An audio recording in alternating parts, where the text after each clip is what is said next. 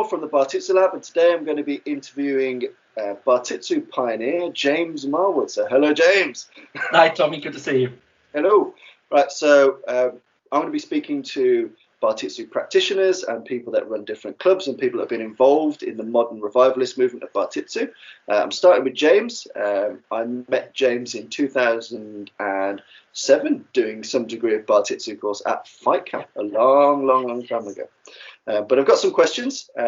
So first one is, what's your view on the current state of Bartitsu? I mean, how do you think it's growing, evolving? Where do you think it's at as an art? So I think, Bartitsu has always, even in its early days, and since the revival, been a niche art, and I think it probably will largely remain somewhat unusual and somewhat niche, but hopefully become more popular. We see now more people involved in. I think we've got more clubs that I'm aware of now than at any other time. There's a lot more knowledge and interest in it as social media grows. I mean, the whole revival started 2004, 2003, something like that, on Yahoo groups, if you remember that, back in the day. That was with Will Thomas and Tony Wolff, who sort of really kicked that off. And now, there's groups on Facebook. There's a fairly active stream on Instagram, which also bizarrely gets a lot of adverts for hairdressers, which I'm not entirely sure where that comes from. But and more and more groups doing it. So I think it's doing better now than it ever has done. The secret or the thing that I think we need to focus on now, as people with an interest in the art and people who care about it and want it to succeed, is not to allow it to become too much one thing or another. Bartitsu has always been a fairly broad church, so we've had space for people who want to do it as a historical oddity and as something that's a bit fun, as something linked to sort of a steampunk style dressing up and reenacting, and that's cool. You want to do that. People more sort of, I think, in yours now, my interest. I mean, sort of teaching it as a martial art and as a viable self-defense approach, trying to continue the experiment, and people who just have it as a sort of a side adjunct to other martial arts, whether that's Hema or Japanese martial arts.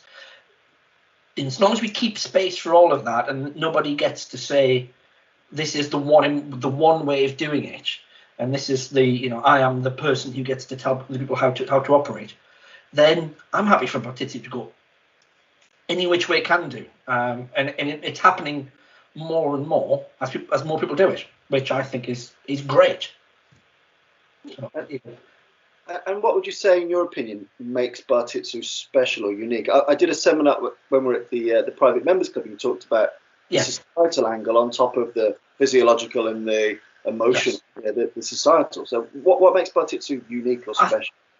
I think that's part of it. If we look at Bartitsu, is if all you wanted to do was learn to fight, and you just wanted the most efficient, most effective way that's easy to do, that's easy, you wouldn't go to Bartitsu as the first choice. You'd go to a gym that does some form of MMA, or that does some form of practical mixture, as all of these sort of self-defense based systems are. Some mixture of boxing, wrestling, jiu-jitsu, and a few other things.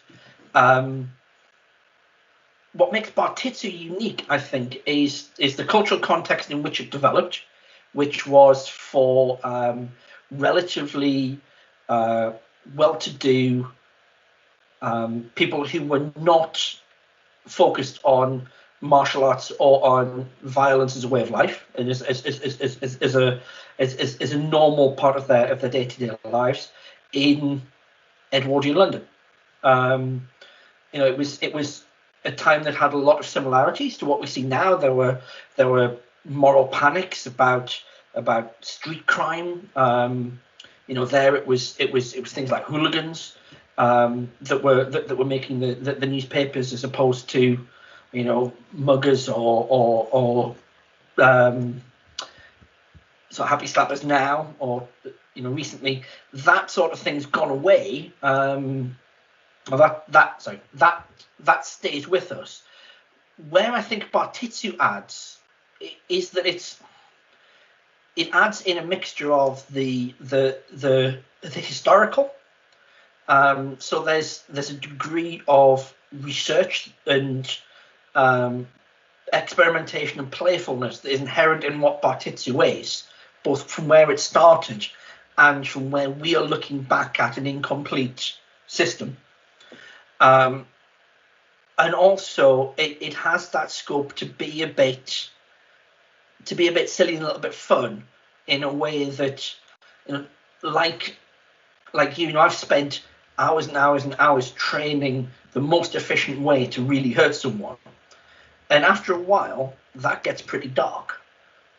And actually what you want to do sometimes is just have a bit of silly fun, something that takes the edge off it, something that allows you to still work within those skills, but to have a degree of play around it. It's one of the reasons, one of several, why I think the martial arts which have been historically most successful and most practical are those with a sporting element. There's an aspect of that within Bartitsu, but it allows us to play on different axes, and like some of the videos you've been doing recently, bringing in material from all sorts of different systems and things which are Bartitsu adjacent. That just allows you to add and grow and bolt on, which all speaks to the experimentation. So it's that whole mix of that whole melange of stuff that I think makes Bartitsu unique and uniquely interesting. Do you think there's anything special in it being comprised of predominantly sporting arts? Do you think there's something important in that? I do, yeah. I think I wasted a lot of time training in systems that were perfectly valid, useful systems, but were unable to be pressure tested and unable to be proven. And I can give you a really specific example of when that luckily for me came home to roost in a pleasant way. 1996, I went to an old school judo club in North London. I was the only non-Dan grade. I was the youngest there by probably a good 20 years. They were all old school traditional judo players, it was a small club run by an absolute fantastic martial artist gentleman, a guy called Alan Grout. And we were sparring, we were doing some running. At the time I was training in Bujinkan, and I'd done jiu-jitsu, and I'd done reality-based self-defense, so that early Jeff Thompson style stuff, which lots of it does work, and I've proven it to work in real places. But getting into that grappling, I didn't have the skills to contend with these high-level judoka, and so I tried to go back to some of the sneaky tricks, some of the things like the skin grabs, the pokes and things like that I'd been trained and told would be would completely turn the tables. And instead the grizzled old second dan I was training with went, "Oh, it's ages since somebody's tried to do that to me," and then picked me up and dropped me on my head. He's like, "Go on, try it again, see what happens next time." And I did for about half an hour, and every time I did, he laughed at me and picked me up and dropped me on my head. Because he had trained and grown up in a system where it was all outcome focused. There was no this might work, this should work. On the mat, as in the ring, as in the cage, you can't hide nonsense. It has to work, and you have to know it. You have to know it will work. And there's no combination. There's no replacement for that level of knowledge. This you often get a lot of nonsense from guys talking about, oh, it's too dangerous, or to do my stuff in the ring, or it's too dangerous. You know, it's purely rules-based fighting. You know, Paul Sharp, who's one of the guys involved in one of the real leading lights in a lot of the American sort of law enforcement combative skills training, has this thing about, you know, don't forget the rules are there to protect you just as much as they are to protect me. You know, when we train and I tap, or, you know, I put my hand up when we're sparring, that's me saying, yeah, you killed me. You know, that's what it is. You know, you would have broken my arm or my leg, or choked me unconscious, or knocked me unconscious. Once that happens, end of. You know, game over. So I think there's a reason that martial cultures, especially in the West, have focused themselves historically on sport and competition, because it is not the only way, but it's probably the most effective and efficient way to build and maintain those trusted skills that work in against an actively resisting opponent. You know, it's back to that whole so early day straight blast gym stuff, and it's all about aliveness and needing to be able to contend with an actively resisting opponent. If you can't do that, you don't know that your stuff works, and you've never pressure tested it. So when that beast in the gym laughs at you and says, haha, ages and someone's tried to poke their finger in my eye to get me into a throw, picks it and drops you on your head, it's humbling. So, as it should be. And is there anything right now, kind of martial arts wise, Bartitsu wise, that you're working on, studying, investigating? You know, what's a focus for you? Well, not much since we've been on lockdown, I've got to say. But I think for me, the focus has been the last couple of years, sort of 3-4 years really, is focusing on the underlying core arts and building a better skills base in those. So for me, because I tend to travel a lot for work, it's finding ways I can train that with other people and do it in a way that makes that I can continue to build those skills. So it's boxing, a little bit of kickboxing, but mostly traditional Western boxing, judo, BJJ, wrestling where I can find it. It's those sorts of things. You know, if I'm on the road and I'm spending 2 months in this city and then 2 months in another city and that sort of thing, you know, I can be guaranteed of finding generally a good quality boxing club and a reasonable MMA gym, most major cities. I can go and train with those guys and keep my focus and my thoughts on the Bartitsu and on what it means for that, but build those core underlying skills, which actually, not more by happenstance than by design, mirrors the way that what we know about how Bartitsu was trained at the original club. You know, after an initial introduction, you went to train with the masters at each individual art. So you went to train with Vinny for the Savat, and you went to train with Tani and Uenishi for the jiu-jitsu stroke judo, which is effectively what they were doing then. You know, you went to train with Sherpilo for the wrestling, and then after you'd built a degree of skill in all of those, it was then Barton Wright and Go who would help bring it all together for you. But you needed those underlying principles. When in doubt, do your basics. And what would you? How important would you say psychology and awareness is to Bartitsu and martial arts in general? How you think? I think very, very much. I mean, it's, you know, the skills that we build on the mat and in the ring and in the cage are that they need to be applied in the sort of context that you're likely to need them. You know, Bartitsu is a system focused mainly on street self-defense, on dealing with, you know, things like the sudden criminal assault or that sort of context. We build those skills through training in sport and practice and competition, but we apply them in a different context.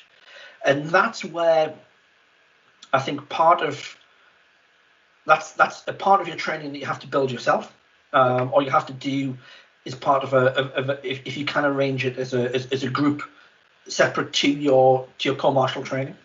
But you need to have that ability to, that situational awareness of what's going on around you.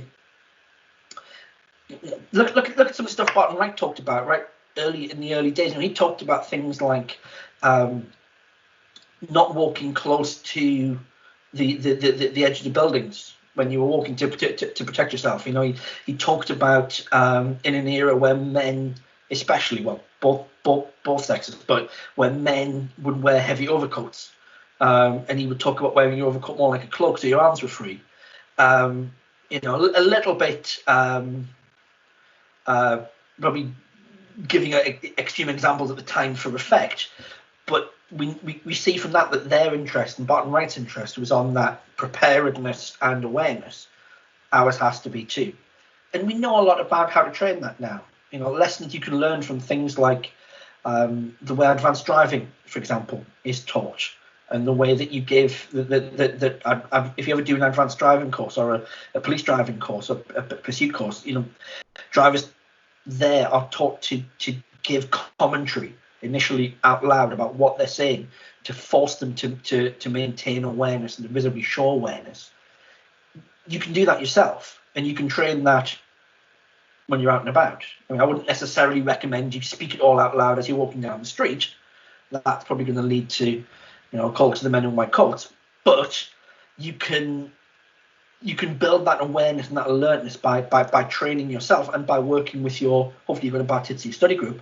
You can work with those guys to build on those physical skills. That's really important, I think. One of my favourite anecdotes of yours, I'm not sure if it was you or someone you knew in a club, in a fight, shouting knife at a man that didn't have a knife before dealing with him handily. Yes, I quite like that. Yeah, that wasn't me. That was a story told me by a guy who teaches sort of private security contractors up in the northwest and or the North Midlands, actually, if he's listening, because of course not the north. But yeah, and doing that sort of point and saying he's got a knife, and everybody turns to look at the hand that he's got a knife, and including the guy whose hand it was. And the interesting thing there was that there were statements given to the police that said, yes, definitely there was a knife. I saw one. There wasn't. But yeah, it's our awareness and our memory is weird, and will often fill in the gaps. And you can take advantage of that. That's where we've got now, as modern practitioners, the advantage over Barton Wright in his era, in that we have some of this knowledge of psychology, training methods, physiology, all of those sorts of things. I hesitate to say nutrition because mine's clearly terrible, especially after I've been locked down for 3 months. But other people wiser than I can take better advantage of that nutritional knowledge and those sorts of things. That can give you the edge, I think, and give you another leg up. Where everything we do is building on the steps of people who've gone before. We're lucky that we had this fantastic experiment of Bartitsu, of mashing together all of these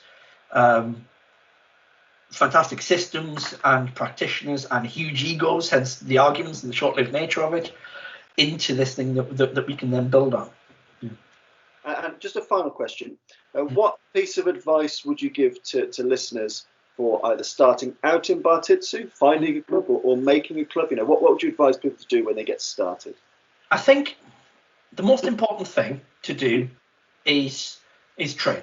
It's fun to spend hours talking online, getting in arguments with strangers on Facebook about the precise nuances. None of that really matters. If you want to get really good and build a solid basis to build Bartitsu from, get sweaty with your mates, with the guys you're training with. If you don't have those, go and join a boxing gym.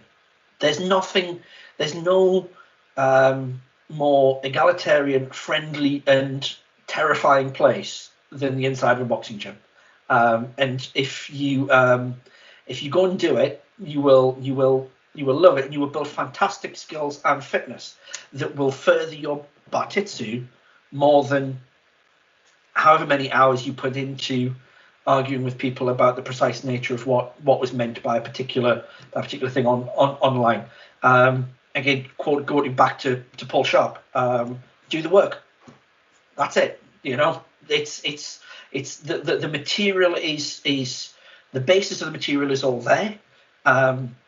Maybe if you're coming to this from an experienced martial arts background, brilliant. What can you build on to extend and experiment? If you're coming to this without that experience, build it. We are so fortunate to live in a time where martial arts is so widely available. There's some of it we could argue is not great quality. There's some of it we could argue is a bit more of a business than an art. But I don't really. I live in a suburb of southeast London. There are something like 60 odd martial arts training groups within about 2 miles of me. Even when I lived in the middle of nowhere in sort of rural County Durham, I lived in a small village of several thousand people. There were 2 martial arts groups in the village. It's all over the place. If I wanted to go and it might not be necessarily the absolute core thing I wanted to do. There wasn't a Bartitsu group there, but there was a boxing club and an Aikido club. Yeah. Well, there you go. There's 2 of the core arts effectively. Aikido grew from jiu-jitsu. Nobody will teach you wrist locks better than those guys. Nobody will teach you body movement and evasion. And you know this. You're an Aikidoka. There's go and train with those guys. Yeah, that's my advice. Train. Perfect. That's brilliant. Thank you very, very much. No, thank you, Tommy. Thank you for putting up with my rambling. No, brilliant. And obviously you do hold the record for the most popular Bartitsu video on the internet. So you are dominating the SEO rankings. That's fantastic. Your sharp suits and good presenting manner. That's good to know. I'm sure you'll knock me off that top spot soon if you keep it up. I'm coming for it. Absolutely. No, please do. I would love to see it. I think sharper suits. I'll introduce you to my tailor. We'll sort it out. Cheers, James. Cheers, Tommy. Bye bye.